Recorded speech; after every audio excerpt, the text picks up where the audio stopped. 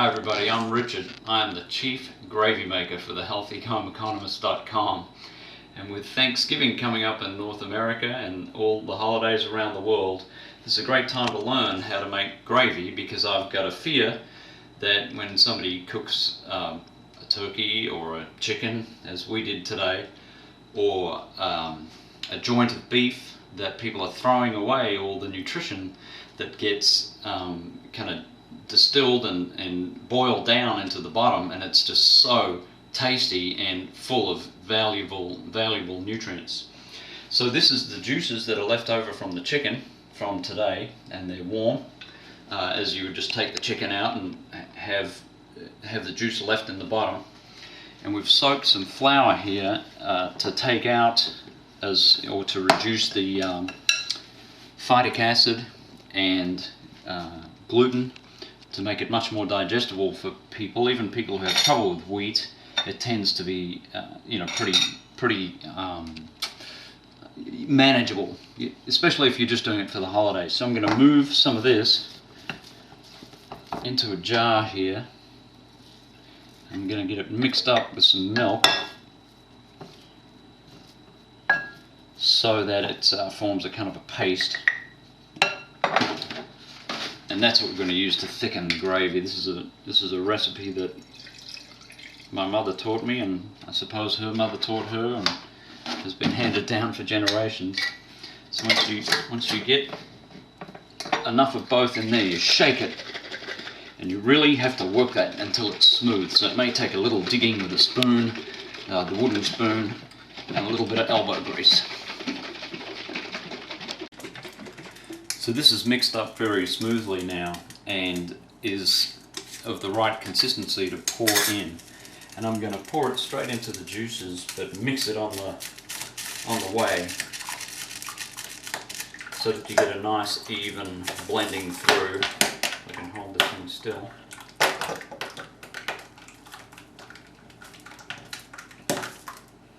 And now you've got, there were some lumps there, but that's fine because you can easily smooth those out with the spoon as you're mixing. And the point is to cook it. So what you've got now is a somewhat lukewarm mixture, and the job is to bring that up to a heat where it's going to boil basically, and then that's when it's cooking. And what you have to pay attention to is to make sure you're stirring at all times, because if any little heat pockets build up, then you get lumpy gravy, because it cooks in one little spot way ahead of all the others. So you just keep them all evenly blended, evenly mixed. And you'll notice in the meat juices it's got all the fat. If you've got a healthy meat that you were cooking, if it was a chicken or a turkey or a joint of beef or pork or whatever, all of that fat and all of the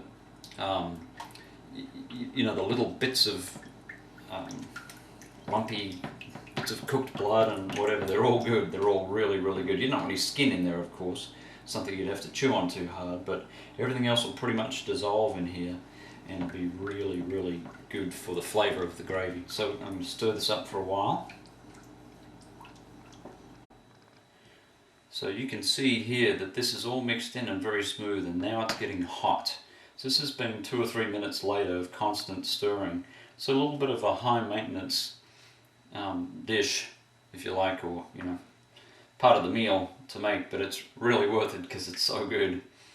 And what we had was about 2 cups worth of juice from the chicken in this case, and about a cup of flour mixed with a cup of yogurt that was soaking, as I said, to get the phytic acid and gluten down to more manageable levels.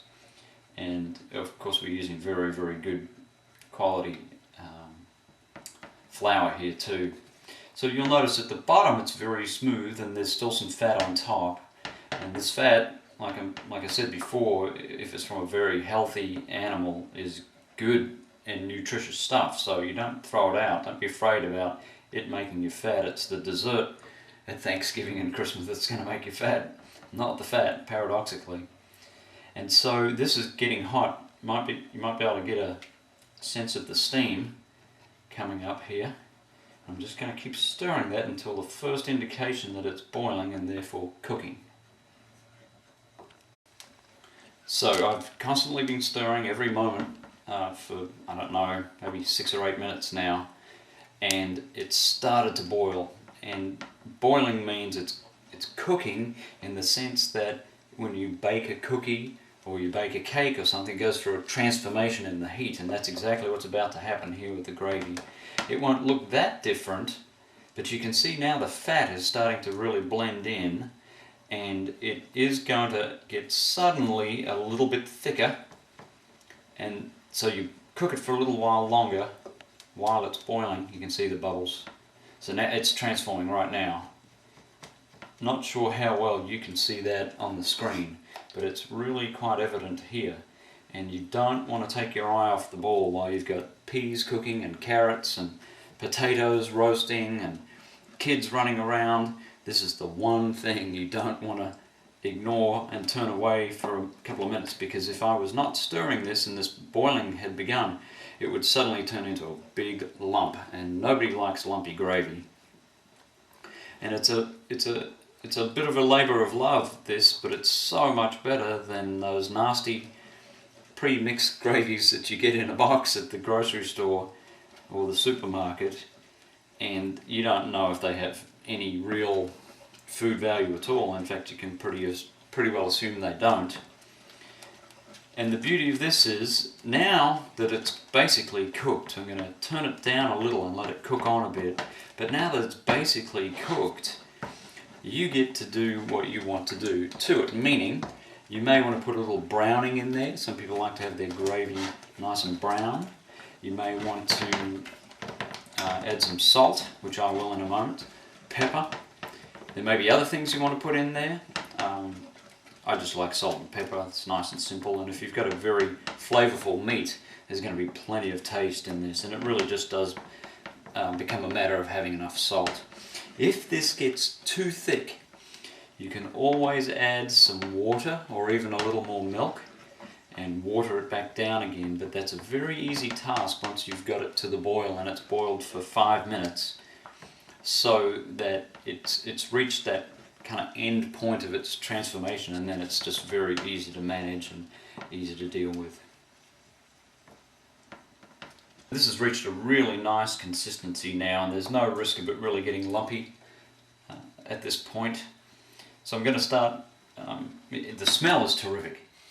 Just get that full meaty aroma, and it can always do with some salt. I'm going to assume it does, but I'll just test.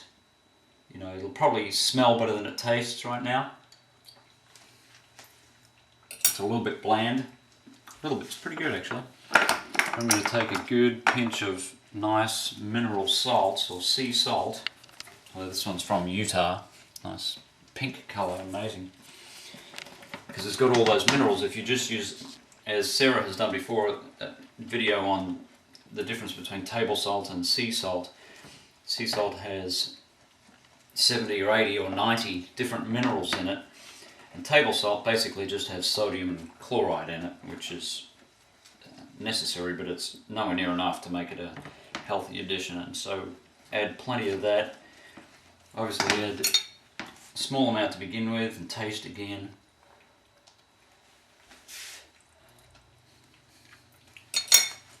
Here's a little bit more.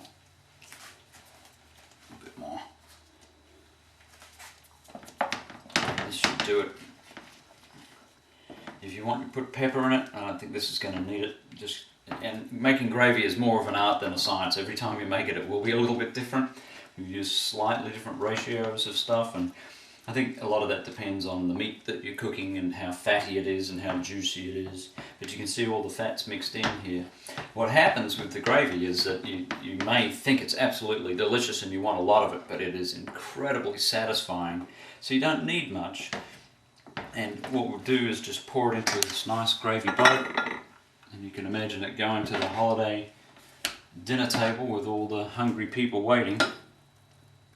And you've got the lovely gravy to serve them up, which really adds to the flavour of the whole meal. So, hope you find that that's something you could duplicate. Hope you've been able to follow. People ask me where I'm from, the way I speak. I tell them I'm from the deep south, and in Florida that gets a funny look, but when you're from the southern hemisphere you feel like you are much deeper south than North Carolina or South Carolina or Atlanta. And my mother is Welsh. She was making this forever in Wales, and so I presume this is a very traditional British kind of a gravy, but I'm sure it's all through Europe and Germanic countries and maybe into Russian, the areas in Russia. So it's just a great way to make sure you don't lose out on any of the nutrition that was in the meat that you were cooking, and have something delicious to go with the meal to add to the satisfaction of it. So this is Richard, Chief Gravy Maker for the HealthyHomeEconomist.com, and I wish you the best in the kitchen too.